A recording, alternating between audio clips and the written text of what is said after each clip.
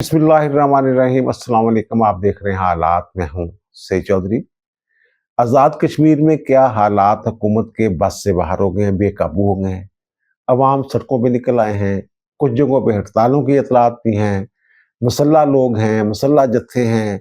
उनके मुतालबात किस हद तक माने जा सकते हैं, हुकूमत क्या फैसला करके बैठी हुई है, ये सारी सूरत हाल हम आपके सामने रखेंगे। और ये भी देखेंगे कि अगर कलदम जो कमेटियां बनी हुई हैं, joint action committee, Awami action committee, उनके मुतालबात मान लिए जाएं तो फिर जो कश्मीरी हैं, कश्मीरी अवाम, उन पे क्या बीतेगी, वो कहाँ जाएंगे।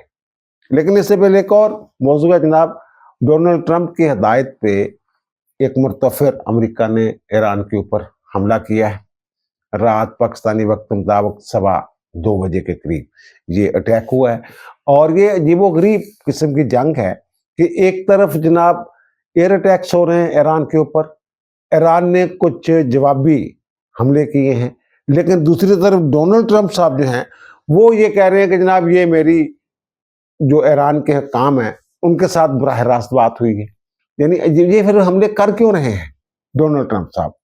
ये फॉक्स न्यूज को अभी थोड़ी देर पहले उन्होंने इंटरव्यू दिया है। उन्होंने कहा जनाब हम बड़ा भरपूर हमला कर रहे हैं ईरान के ऊपर, और तेहरान की फिजाओं पे, ईरान की फिजाओं पे अमरीकी तैयारे उड़ रहे हैं और निशाना बनाया जा रहा है टारगेट्स को। और साथ ही वो ये कह रहे हैं कि जनाब थोड़ी देर बाद ये हमले जो हैं, ये बमबारी जो है ये मैं रोक दूंगा, क्योंकि वो कहते हैं मेरी ईरानी हुक्काम के साथ बराह रास्त वो कहते हैं बात हुई है। और उन्होंने दरखास्त की है ईरानी हुक्काम ने कि जनाब आप ये बमबारी रोक दें। इसका मतलब तो ये हुआ कि डोनाल्ड ट्रंप साहब जो हैं, हाँ एक बात और भी उन्होंने की है कि बल्कि इसराइल ने भी ये बयान दिया कि जो ईरान के ऊपर ताज़ा हमले किए गए हैं इनमें हम मुलव्वस नहीं हैं। और डोनाल्ड ट्रंप ने भी यही बात की है कि इन हमलों में इसराइल जो है वो मुलव्वस नहीं है। अच्छा, बहरहाल अब इसका मतलब जो है वहाँ का जो मीडिया है वो ये कह रहा है कि जनाब डोनाल्ड ट्रंप साहब जो हैं वो ईरान को मुज़ाकरात की टेबल पे लाना चाहते हैं और अपनी मर्जी का कोई माहदा चाहते हैं। वो तो पहले दिन से ये बात कर रहे हैं डोनाल्ड ट्रंप कि जो माहदा होगा मेरी मर्जी का होगा। लेकिन ये जो इतना लंबा गैप आ गया हुआ है, मुज़ाकरात जो शुरू हुए इस्लामाबाद में, इस्लामाबाद टाक्स हुई, फिर जनाब पसे पर्दा जो है वो सफारतकारी होती रही, पैगाम रसानी होती रही। डोनाल्ड ट्रंप के बयान से तो यही लगता है कि जनाब वो जल्द अज जल्द किसी माहदे पे पहुंचना चाहते हैं। और ईरान जो है वो मीन मेख निकाल देता है, वहां से जो ड्राफ्ट आता है उसको मानता नहीं, उसमें तब्दीलियां कर देता है, नई तजावीज़ आ जाती हैं। ईरान वाले कहते हैं यही काम अमेरिका कर रहा है, अमेरिका की तरफ से यही हो रहा है। ईरान एक दूसरे को इस तरह के इल्ज़ाम तराशी हो रहे हैं। दोनों ये कह रहे हैं एक दूसरे को कि जनाब ये माहदा करना नहीं चाहते या तो लाल से काम ले रहे हैं। तो डोनाल्ड ट्रंप साहब के इस हमले से ये लगता ये है कि वो जैसे मैंने एक तो ये कि वो उनको टेबल पे लाना चाहते हैं, और दूसरा जो मुझे लगा है उनके बयान से, उन्होंने कहा जनाब आपने हुर्मुज़ जो है उसका कंट्रोल अमेरिका के पास होगा। अब समुद्र में झड़पें भी हुई हैं ईरान की और अमेरिका की, तो ये भी हो सकता है कि आपने हुर्मुज़ पे वो कब्जा करना चाहते हो डोनाल्ड ट्रंप साहब। ज़ाहिर है वो प्रेशर डालेंगे ईरान के ऊपर, तब भी अपनी मर्जी का मादा करवा सकेंगे ना। और दुनिया को ये बावर कराने में वो डोनाल्ड ट्रंप साहब जो हैं, क्योंकि उनकी साख दांव पे लगी हुई है। और वो इसराइल के साथ जो है, नेतन्याहू के साथ गुफ्तगू जो है वो भी वो बता देते हैं लोगों को, मैंने उसको डांटा, मैंने गुस्से का इजहार किया। और ये भी कह दिया जनाब अगर आपने अब हमले किए तो फिर जनाब आप अपने आप को तनहा अकेला जो है वो पाएंगे। इस तरह की बातें चाहते हैं। तो ये शायद दुनिया को ये बावर कराने की कोशिश कर रहे हैं कि जनाब मैं तो अमन का दाई हूँ, तो मैं तो अमन चाहता हूँ, पीस काट चाहता हूँ। लेकिन ईरान जो है वो इसकी राह में रुकावट है। और जो उन्होंने 2:15 रात जो है वो हमले किए हैं, और डोनाल्ड ट्रंप साहब ने ये कहा है कि जनाब थोड़ी देर में हमले रोक देंगे। ईरान ने ये दावा किया है कि जनाब उन्होंने जो उनके पानी के ज़खायर हैं उनके ऊपर हमले किए हैं। और फिर जो खबरें हैं वो तो जो जजीरा कैश है वहाँ पे, और जजीरा सेरिक है, और मिनात शहर है, किशम है, और फिर जनाब वो जो ईरान के जनूबी इलाके हैं वहाँ पे, बंदर अब्बास पे, तेहरान के ऊपर ये उन्होंने हमले किए हैं। और वो कहते हैं हमने उनके रडार सिस्टम के ऊपर हमले किए हैं, दफाई निज़ाम के ऊपर हमले किए हैं, और जो ड्रोन्स कंट्रोल यूनिट्स हैं वहाँ पे हमले किए हैं। ज़ाहिर है जज्बा ईमानी या कौमी हमीयत जो है वो एक अलग मामला है, लेकिन अस्करी एतबार से, फौजी एतबार से ईरान और अमेरिका का कोई मुकाबला तो नहीं है। बहरहाल देखिए अब क्या होता है, वहाँ का मीडिया तो ये शोर मचा रहा है कि जनाब डोनाल्ड ट्रंप साहब जो है वह ईरान को जो टेबल है उसके ऊपर, डायलॉग की टेबल के ऊपर लाना चाहते हैं और माहदे पे, अपनी मर्जी के माहदे पे मजबूर करना चाहते हैं। देखें क्या होता है, क्या नतीजा निकलता है। और उन्होंने ये भी कहा कि जनाब ये जो सिलसिला है हमलों का, ये दरवाज़ा खुला रहेगा, मुस्तकबिल में भी हमले करेंगे, ये डोनाल्ड ट्रंप ने कहा है। बहरहाल हम तो दुआ कर रहे हैं कि जनाब ये मामला जो है जल्द अज जल्द खत्म हो, किसी पासे लगे गल, अमन होवे, दुनिया चैन ना रवे यार। ਅਸੀਂ बड़ी मुश्किलात 'ਚ फसे हुए हैं। पाकिस्तान ਜਿਹੜਾ ਸਾਡੇ ਕੋਲ तेल खरीदने ਲਈ पैसे नहीं ਹੁੰਦੇ यार, और तेल महंगा ਹੋਈ ਜਾ ਰਿਹਾ, और ਸਾਡੀ सारी मैशत ਜਿਹੜੀ ਆ ਉਹ जनाब तेल ਦੇ ਉੱਪਰ ਅਸੀਂ टैक्स टुक्स ला के लेवी शेवी ये वो जब आपदा ਦੇ ਜ਼ਰੀਏ ਅਸੀਂ ਖਿੱਚਦੇ ਹਾਂ ਲੋਕਾਂ ਦੇ, ਆਵਾਮ ਦੀਆਂ ਜੇਬਾਂ ਚੋਂ ਕੱਢਦੇ ਹਾਂ पैसे, या पेट्रोल के जरिए खिंचते हैं, कटते हैं। बहरहाल अल्लाह खैर करे। और दूसरा ये है कि जनाब जो आज़ाद कश्मीर में मामला हो रहे हैं, वो जो दो कलदम तंजीमें हैं, वो जो कमेटियाँ बनी हुई हैं, action committee, joint action committee, Awami action committee, और फिर उनकी मुकामी कमेटियाँ हैं, तो उन्होंने 9 जून को ये ऐलान कर रखा था कि जनाब 9 जून को जनाब हम जो है लॉन्ग मार्च शुरू करेंगे। वो पता ये चला है कि मीरपुर से जनाब जो काफिले हैं उनके निकले हैं, और पहाड़ों से भी कुछ लोग नीचे आए हैं। ये नहीं है कि जनाब वो बिल्कुल ही जो 4-5 लीडर हैं वो सिर्फ मीडिया पे बयान दे रहे हैं या फिर जो सोशल मीडिया पे वो कंपेन कर रहे हैं, वही तहरीक है। सोशल मीडिया वाली कंपेन नहीं है ये, वहाँ लोग निकले हैं। कल गुज़श्ता रोज़ जो है, जो उनका दारुल हुकूमत है मुज़फ़्फ़राबाद, वहाँ मुकम्मल हड़ताल रही है। कई एक शहरों में हड़ताल रही है, मुकम्मल हड़ताल रही है। अब ये कहना अलग बात है जनाब, जो सरकार की तरफ से बताया जा रहा है हमें कि जनाब वो वजह ये है कि जनाब लोग खौफज़दा हो जाते हैं। खौफज़दा भी हो जाते हैं जब ये माल रोड पे किसी दौर में जब से जुलूस होते थे, तो जनाब जब जुलूस आता था तो वो जो इर्द गिर्द की मार्केटें थी, पैनोरामा वगैरह ये वो सारे शटर डाउन कर देते थे अपनी, वो जो उनकी दुकानें वगैरह हैं उनके। तो वहाँ वो कहते हैं जनाब खौफज़दा है लोग। ए खौफ किने दूर करना, ए खौफ ते हुकूमत ने दूर करना।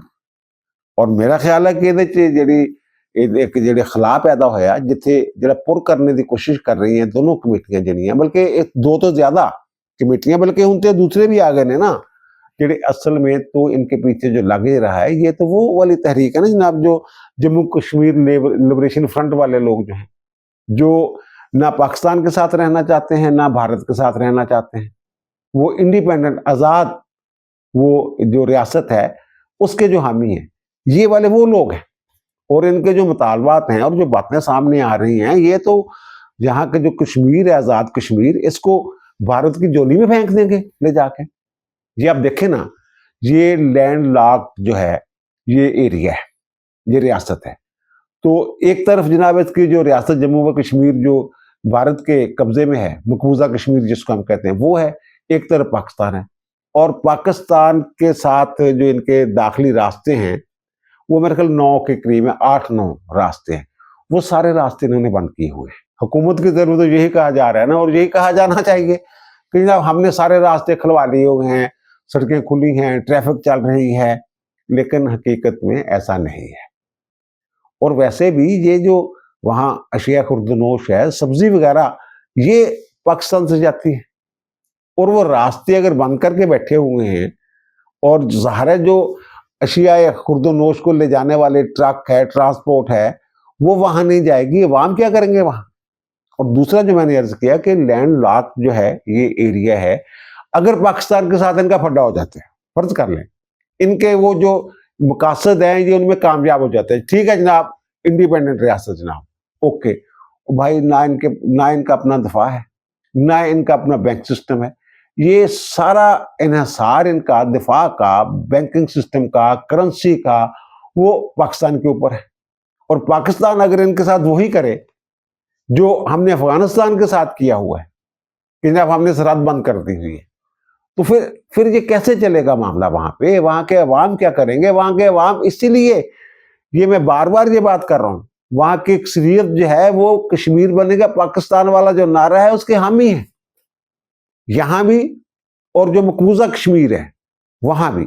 लेकिन ये अपने कामों में लगे हुए हैं, पता नहीं किस एजेंडे के ऊपर काम कर रहे हैं। और हमारे जो मुशीर हैं राणा सनाउल्लाह, उन्होंने जो असेंबली के अंदर खड़े होके जो बात की है, उन्होंने तो ये कह दिया कि जनाब ये इंडिया का मीडिया देखे, वो कहते हैं जनाब ये ऑपरेशन सिंदूर 2 है।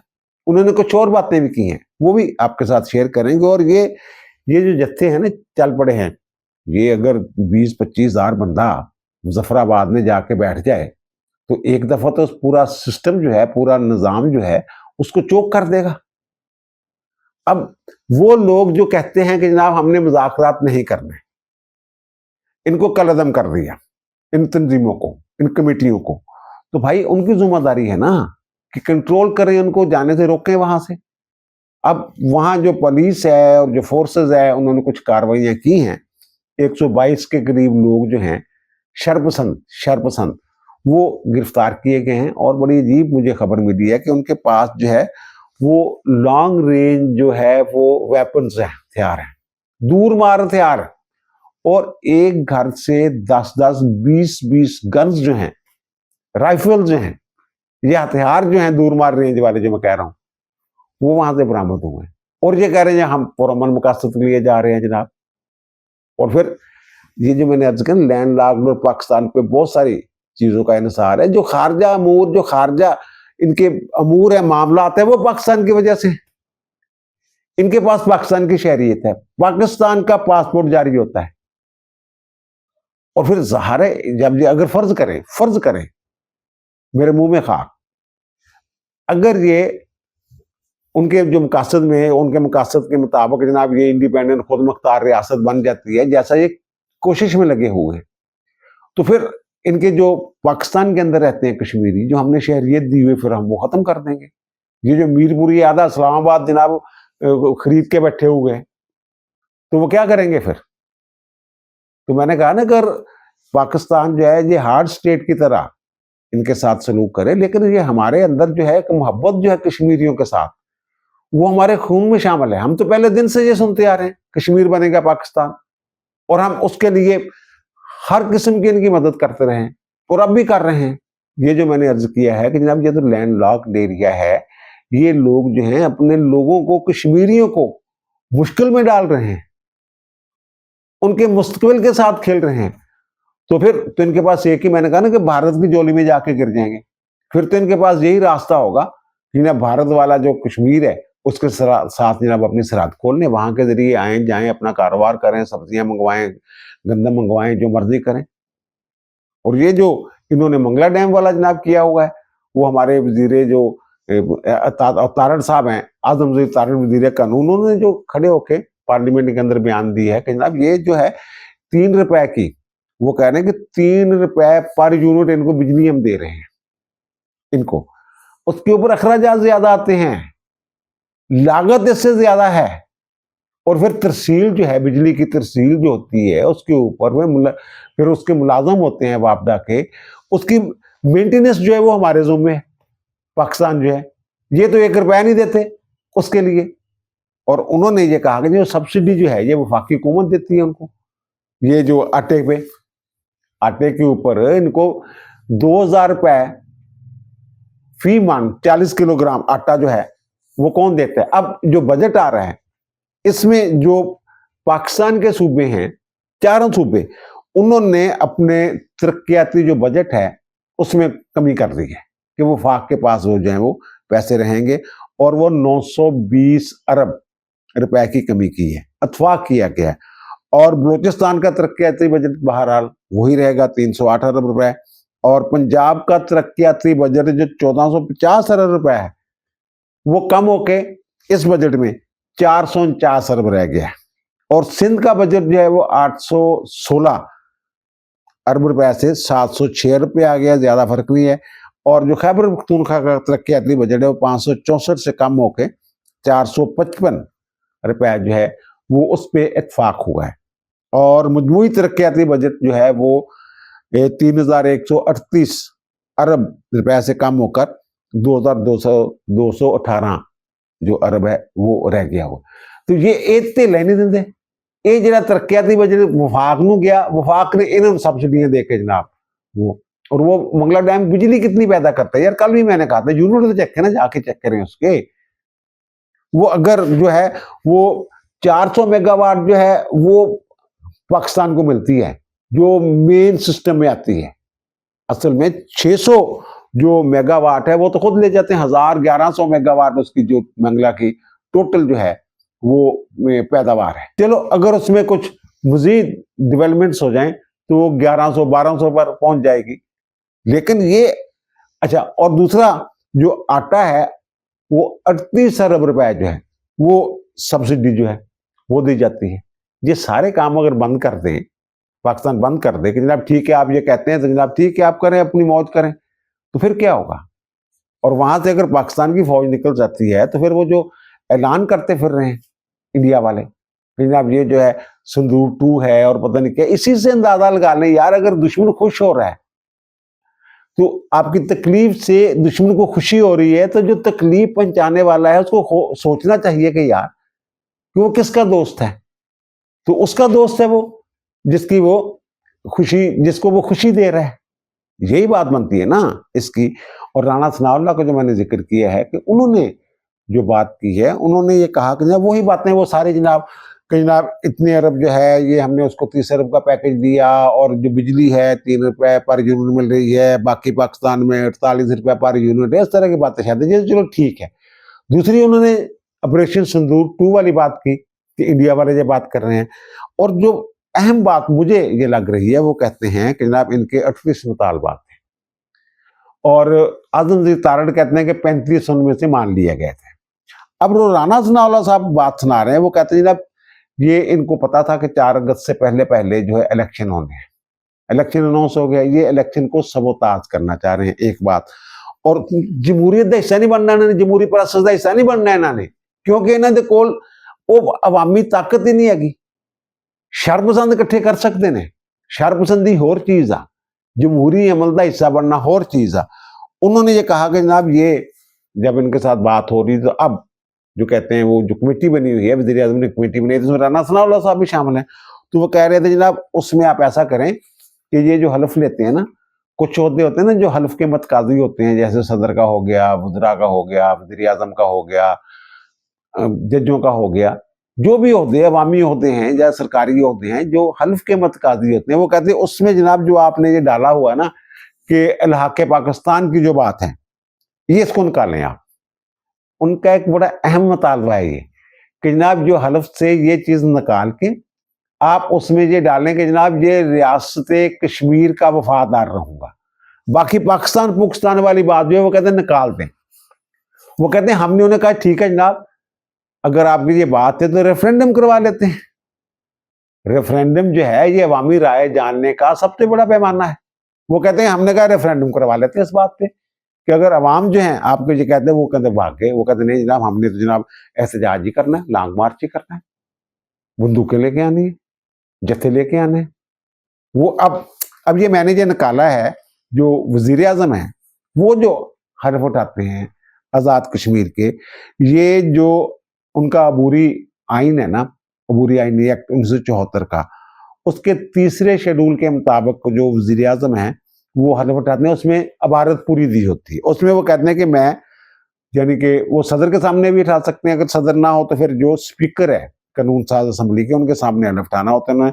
वो कहते हैं कि मैं हल्फन इकरार करता हूँ कि मैं रियासत जम्मू व कश्मीर के साथ मुखलस रहूंगा और पाकिस्तान और जम्मू कश्मीर के अवाम के माबैन अलहाक और जद्दोजहद आज़ादी के नजरियात से वफादार रहूंगा।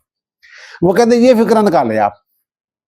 और भाई जो हम 1947 से क्या में पाकिस्तान से लेके अब तक जो आपका केस लड़ते आ रहे हैं, वो तो केस ही इस बुनियाद पे है कि आपके आबाओ अजदाद ने ये फैसला किया था, तहरीक शुरू की थी, जिहाद शुरू किया था कि हमने भारत के साथ नहीं रहना, हमने पाकिस्तान के साथ रहना, क्योंकि जो महाराजा कश्मीर है उन्होंने भारत के साथ एक लूला लंगड़ा सा उन्होंने एक माहदा कर लिया था, उनके साथ अलहाक का माहदा कर लिया था, तो फिर जंगें हुई हमारी और भारत के दरमियान। अब तक जो है मामला तो उसी तरह चल रहे हैं। आगे वज़ीर आज़म के हलफ में आगे जाके वही बातें हैं कि मैं अवाम के मफाद में जनाब खिदमत अंजाम दूंगा और किसी शख्स को अपने सरकारी अफ़ाल और फैसलों पर असरअंदाज नहीं होने दूंगा और बेहतरीन सलाहियतों के साथ काम करूंगा, ये सारी चीजें। तो इससे आप अंदाजा लगा लें कि ये चाहते क्या है।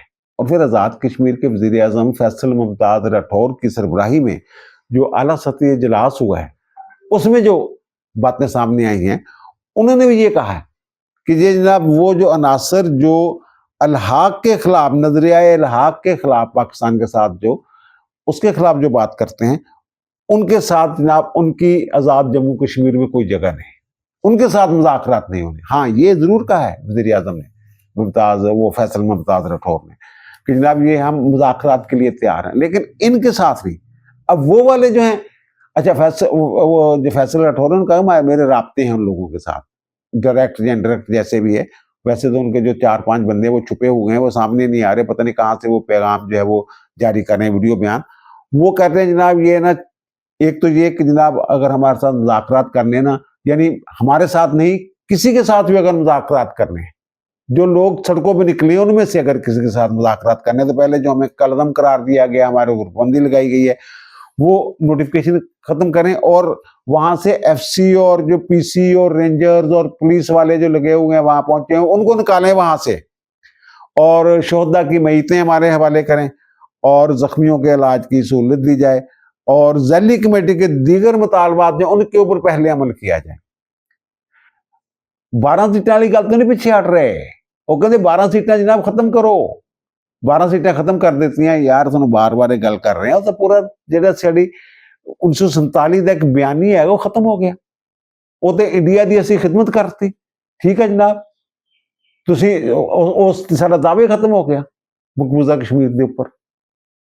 इन्हें समझ आ, पूरी समझ आ, लेकिन किसी के कहने दे लगे हुए नहीं।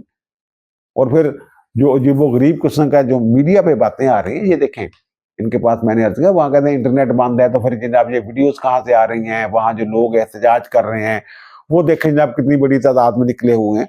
तो भाई मैंने ये अर्ज किया है कि इनके पास सैटेलाइट फोन्स हैं, और एक मीडिया हाउस जो है जो फुटेज जारी कर रहा था, जो मैंने कहा कुछ लोग पकड़े गए हैं, वो भी उसी सैटेलाइट फोन्स के जरिए इंटरनेट इस्तेमाल कर रहे थे। और वहां ये देखे ना, मैंने जो अर्ज किया ना, ये आप लोग कहेंगे जनाब हर बात जो है ये इमरान प्रोजेक्ट की तरफ ले जाता है। भाई मेरे, ये वहां जो खिला पैदा हुआ है, सियासी खिला, और जिसकी वजह से ये जो कमेटियां शमेटियां हैं ये सामने, और जनाब जो जम्मू कश्मीर लिबरेशन फ्रंट है नए सिरे से जिंदा होगी हुई है, तो वो क्यों हुआ है? ये जब इमरान खान प्रोजेक्ट शुरू किया इन्होंने, जिन्होंने किया है, अब पछता रहे होंगे, बल्कि पछता रहे हैं, तो उसके बाद क्या हुआ?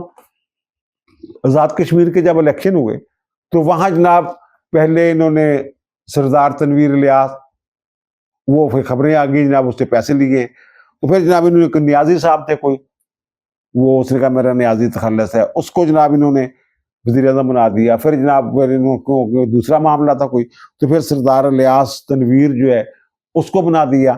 और पीपल्स पार्टी और नून लीग दोनों, पहले नून लीग से पहले मुस्लिम कॉन्फ्रेंस होती थी ना, जो मुस्लिम लीग नून की या मुस्लिम लीग नून की जो नुमाइंदगी करती थी, पीपल्स पार्टी तो थी, उसकी तो जड़ें, दोनों जमातों की जड़ें थी, जड़ें काट के परे मारी, खिलाफ पैदा हो गया। और फिर सूरत ये बनी कि जनाब अनवारुल हक जो है वो जो मुनहरफ थे पीटीआई के, उनको बनाया गया। जब अनवारुल हक को हटाने के लिए तहरीक चला रहे थे पीपल्स पार्टी वाले और नून लीग वाले, नून लीग ने वोट तो दिया तहरीक अहमदाबाद में, लेकिन हुकूमत में शरीक नहीं हुए। उस वक्त भी बहुत सारे लोगों ने ये राय दी थी कि जनाब ये जो ना अनवारुल हक, इनको रहने दें आप, इलेक्शन आएंगे, इलेक्शन हो जाएंगे। ये पिछले साल अक्टूबर नवंबर की बात है ना, 2025 की, तो चलने दें इनको। लेकिन नहीं जी, हमने तब्दील करना है। अपनी जड़ें हैं नहीं दोनों की, पीपल्स पार्टी और नून लीग की जड़ें काट के उन्होंने परे मारी हुई, तो उनकी जगह इजहार जो खिला पैदा हुआ था, तो वहां जगह लेने के लिए जो लोग आ गए। और अब वहां जो ये देखें, इनकी ये बदकिस्मती समझे हमारी, कि जिनके साथ हम को कहते हैं ना, एक मुहावरा है कि नेकी बर्बाद गुनाह लाजम, यही हो रहा है। और इनके साथ ये पीटीआई वाले मिले हुए हैं। सोशल मीडिया पे जाके देखें ना कौन लोग हैं, आगा पीछे जरा फरोना था। और वो वहां एक जो हमारा एक हेलीकॉप्टर है MI-17, वो गिरा, तो उसके ऊपर जनाब जो इंडिया प्रोपेगेंडा कर रहा है, उसी नौयत का प्रोपेगेंडा ये कर रहे हैं कि जनाब अच्छा ये देखें, जो ये एक तकनीकी खराबी की वजह से ये हेलीकॉप्टर जो है ये गिरा है। अब जितने भी उसमें सवार लोग थे वो शहीद हो गए होंगे। ये मुजफ्फराबाद के करीब टेक ऑफ करते वक्त, उड़ान भरते वक्त जो है ये थोड़ा सा ऊपर गया, फिर ये क्रैश हो गया, आग लग गई और सारे लोग जो हैं वो शहीद हो गए। तो मैंने ये पता किया कि जिस जगह पे, जिस इलाके में और जिस ऊंचाई से ये क्रैश हुआ है या गिरा है, तो वहां तो ऐसी कोई पोजीशन है ही नहीं कि इसको निशाना बनाया जा सके। और ये प्रोपेगेंडा किए जा रहे जनाब वो शर्पसंदों के हवाले से, जनाब शायद उन्होंने कोई जनाब फायर किया है या कैसे आग लग गई है। ये बहरहाल ये तफसीलात जो हैं ये तो ISPR की जिम्मेदारी है, वो जारी करे। और इसमें जो लोग शहीद हुए हैं, मेरा ख्याल है कि 20 से ज्यादा लोग जो हैं वो शहीद हुए हैं। ये है हादसा ही तकनीकी फनी खराबी की वजह से। MH-17 हेलीकॉप्टर है ना, इसमें 14 से 36 सवारियों की गुंजाइश होती है। अगर तो वो सिविलियंस हैं फिर तो 24 से 26 लोग जो हैं वो सवारियां जो है वो लेके जाते हैं। अगर मिलिट्री ट्रूप्स हों तो फिर उसमें 30 से 36 तक लोग जो हैं वो हो सकते हैं। ये तो मिलिट्री ट्रूप्स वाला ही मामला है। अब वो जनाब ये प्रोपेगेंडा जो किया जा रहा है, बड़ा अजीबोगरीब प्रोपेगेंडा है कि जनाब देखें, जनाब हेलीकॉप्टर के जरिए ट्रुप्स को इधर उधर ले जाने की जरूरत क्यों पेश आ रही थी? भाई मेरे, उन्होंने पुरअमन तरीका देखना है कि पुरअमन तरीके से ट्रुप्स को पहुंचाना है उन जगहों पे जहां उन्होंने कोई कार्रवाई करनी है या उनकी कोई ड्यूटी है। तो इसको भी अब बुनियाद बना के प्रोपेगेंडा किया जा रहा है। इंडिया वालों ने तो करना ही है। वो कह रहे हैं जनाब वहां तो जनाब कश्मीर में तो जनाब सड़कों के ऊपर अवाम ने कब्जा कर लिया हुआ है, राज है, इसलिए हेलीकॉप्टर के जरिए जनाब नकलो हरकत हो रही है। खुदा खौफ करो, मुजफ्फराबाद सारा पुरअमन पे आएगा। हड़ताल होना अलग चीज है। अद्धे तो ज्यादा कश्मीर जड़ा उते लोग निकले ही नहीं है, ये भी देखो ना। और जेडे निकले उन्होंने तादाद भी तो देखो ना कितनी। और मुझे तो यही कहा गया है, यही बताया गया है कि जनाब ये जो कह ना बेकाबू हो गए हालात, जनाब काबू से बाहर हो गए, पता नहीं क्या हो गया। वो कहते हैं जनाब 1-2 दिन में देख लेंगे आप कि हालात जो है काबू में रहते हैं या बेकाबू रहते हैं। वो कहते हैं कि अब जल्द जो है ये अच्छी खबर जो है ये सुनने को मिलेगी। मैं तो हमेशा ही इस उम्मीद पे रहता हूँ कि पाकिस्तान के लिए कोई अच्छी खबर हो, हमारे लिए कोई अच्छी खबर हो। अब मुझे इजाजत दीजिए, इंशाअल्लाह दोबारा मुलाकात होगी नए व्लॉग के साथ। अल्लाह ताला आप पर, मुझ पर, हम सब पर मेहरबान रहे। अल्लाह हाफिज।